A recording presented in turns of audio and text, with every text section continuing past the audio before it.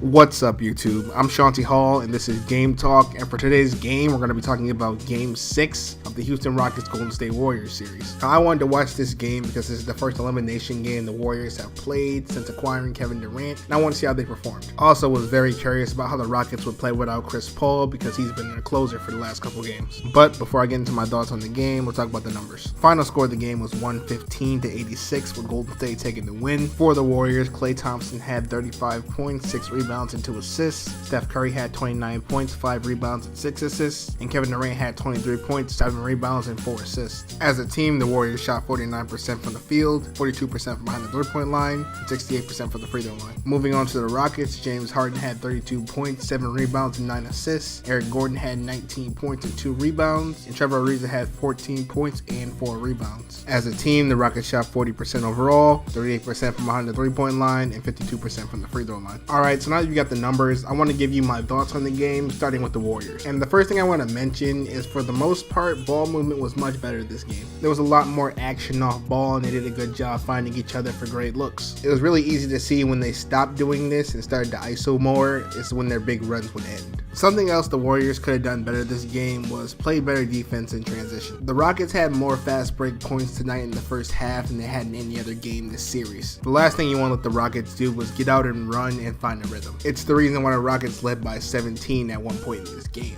I will say I think Golden State did a much better job defending in transition in the second half of this game, which really forced Houston back into some ISO situations. The Warriors also really needed to defend the 3-point line a lot better. Houston made 15 3-pointers last night, but I believe that number could have been higher as they missed a lot of easy open opportunities. I can't see Houston missing those same shots in Game 7 at home. The last thing I want to say about the Warriors is that they did a much better job getting on the offensive glass and creating second opportunities for themselves this game. When you're down big as they were, you're really going to need those second opportunities. But those are all my thoughts on Golden State. Now moving on to Houston. Houston's biggest problem by far this game was their turnovers. They had 21 turnovers, many of them careless, and that's just not going to get it done against Golden State. James Harden had 9 alone. I think that's a result of going so much ISO when they can't get out in the break and score. They end up either playing late into the shot clock and turning the ball over, or taking a bad shot. Especially now that Chris Paul is out, they need to find ways to get other guys involved and move the ball a bit more. And I mean that in the half court specifically. I think they did a pretty good job at that in transition. Moving on though, I think Houston had a pretty poor game defensively.